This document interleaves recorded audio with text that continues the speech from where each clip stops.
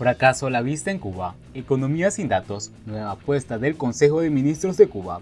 ¿Cómo están amigos? Bienvenidos a Noticias Importantes. Comenzamos. No sabemos cuántas reuniones del Consejo de Ministros castrista se han dedicado al análisis de los asuntos económicos y sociales desde que estalló la pandemia y el obligado confinamiento que ha paralizado la economía del país, que ya venía muy fatigada desde septiembre de 2019.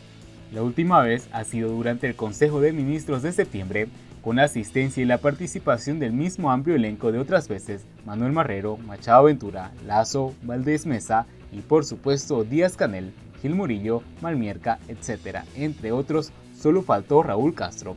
Precisamente fue el ministro de Economía y Planificación, Gil, quien empezó la reunión informando sobre varios puntos de vista relativos a su competencia, que si la actividad productiva de inversiones no ha crecido con la dinámica necesaria, que si el impacto del bloqueo, que si no se producen suficientes alimentos, que si hay que sustituir las importaciones, que si el COVID-19 sigue causando estragos al funcionamiento de la economía por pérdida de exportaciones, las dificultades para el acceso de las fuentes de financiamiento internacional, las pocas inversiones extranjeras y el exceso de la actividad estatal sobre la privada, el descontrol de los gastos del presupuesto, y así, un sinfín de problemas para los que el ministro no ofreció ni un solo dato de coyuntura, ni un porcentaje, ni una medida, ni nada. Todo el análisis de la economía cubana en el corto plazo se basa en una descripción cualitativa realizada por un ministro al que, obligatoriamente, hay que creerle todo lo que dice, mientras que otros países siguen de cerca la evolución de sus principales indicadores de producción, empleo, inversiones, exportaciones e importaciones, movimiento de capital. Los cubanos se tienen que conformar con las explicaciones del ministro Gil, que por lo que escuchamos son tan repetitivas que aburren, porque es lo mismo que viene diciendo desde hace un año, antes de que estallara la crisis del coronavirus. Como no hay datos, los consejos de ministros acaban siendo una sucesión de informes que aportan poco al análisis objetivo del problema y, lo que es más importante aún, a la solución de los mismos. Por ejemplo, el ministro habla de las inversiones que no se están cumpliendo, pero no ofrece una cifra cuantitativa y tan solo se limita a decir que es un aspecto del cual deberá prestarse especial atención, dada la prioridad estratégica de estos sectores en la reducción de la dependencia importadora, la soberanía alimentaria y energética y la transformación productiva del país. ¿Y qué más? Porque unos sectores sí y otros no.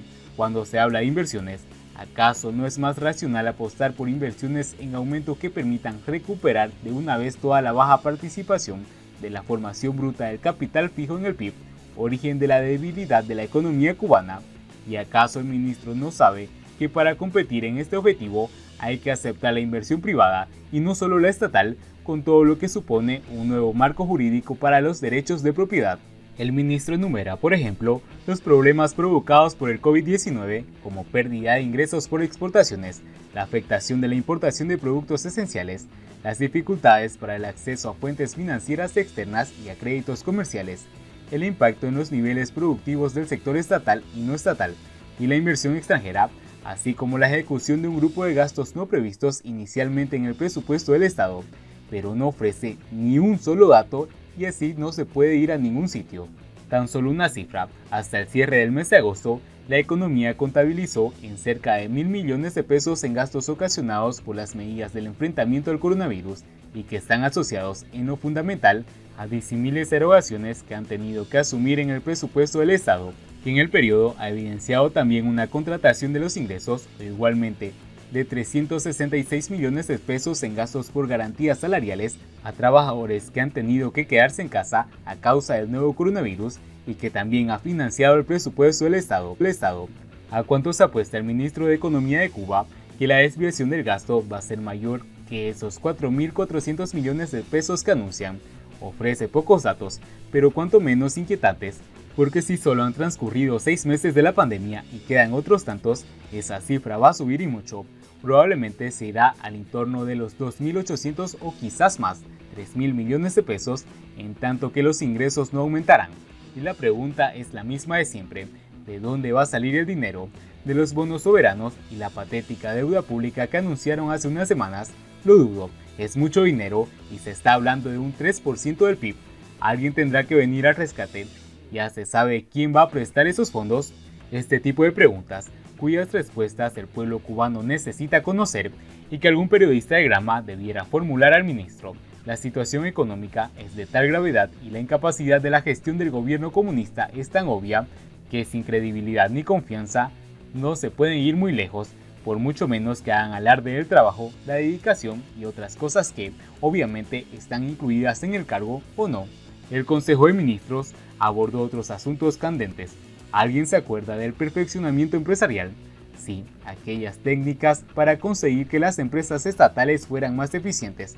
Pues bien, continúan trabajando en ello, aunque parezca mentira, y el Consejo de Ministros aprobó un conjunto de medidas para avanzar en el perfeccionamiento de las empresas estatales, por supuesto, bajo la dirección del embustible Murillo, que sigue empeñado en creer que su mayor autonomía de las empresas y flexibilidad es la receta para hacerlas funcionar de manera más eficiente, cuando se sabe que ese no es ni el camino ni la solución. Pero Murillo lleva casi 30 años convencido de que su perfeccionamiento empresarial y es ahora muy tarde para reconocer errores. Mientras tanto, más empresas siguen desapareciendo, un 11% desde 2014, de 1995 que habían entonces a 1.774 en 2019 según la ONEI.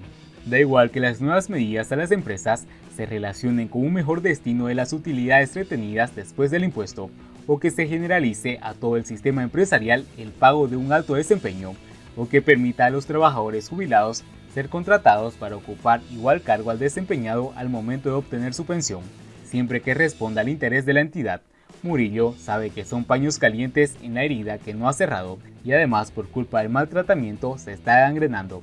Todas estas medidas anunciadas por Murillo, como este juego irreal, para dar más facultades a los jefes para que se paguen impuestos sobre las utilidades y distribuyan las utilidades, sin tener personalidad jurídica, estableciendo como condición que la empresa ceda parte de su patrimonio, que autoriza a contratar a los trabajadores de la entidad fuera de su jornada laboral en determinados servicios, o convertir en empresas las unidades empresariales de base que cierran ciclos productivos, total o parcialmente, o desarrollen actividades de diferente naturaleza dentro de la misma empresa, previo análisis y fundamentación del presidente de la Organización Superior de la Dirección Empresarial, que son las que deben permitir a las empresas cubanas funcionar de manera eficiente, ya que continúan apostando por una estructura jurídica que resta responsabilidad y competitividad a las empresas. Lo estatal ha demostrado su ineficiencia y el fracaso de la revolución, en palabras de Díaz-Canel.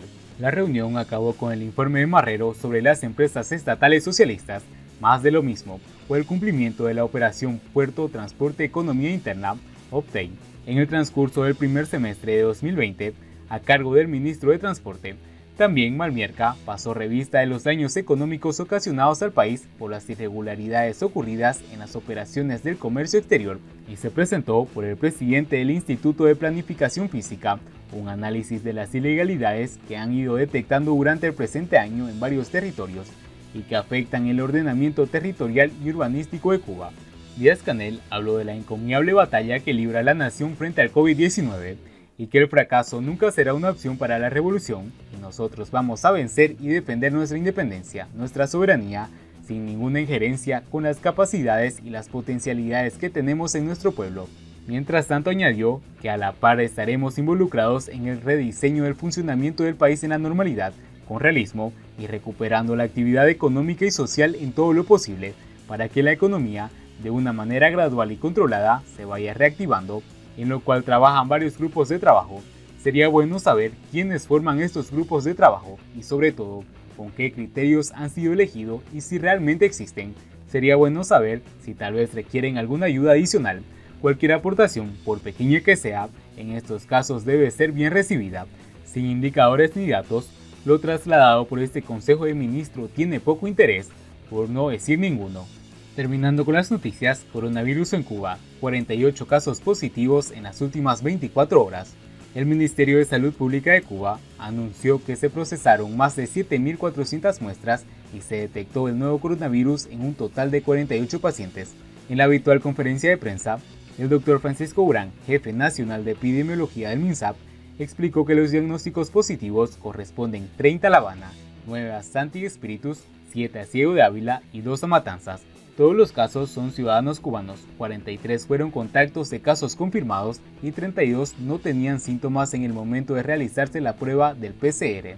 Al terminar la conferencia de prensa, el Dr. Francisco Urán adelantó que septiembre podría ser el mes con mayor número de casos confirmados, teniendo en cuenta que las estadísticas y los datos acumulados hasta la fecha, hasta el momento, agosto ostenta esa condición con un total de 432 casos positivos. Y bien amigos, así vamos terminando las noticias importantes del día de hoy.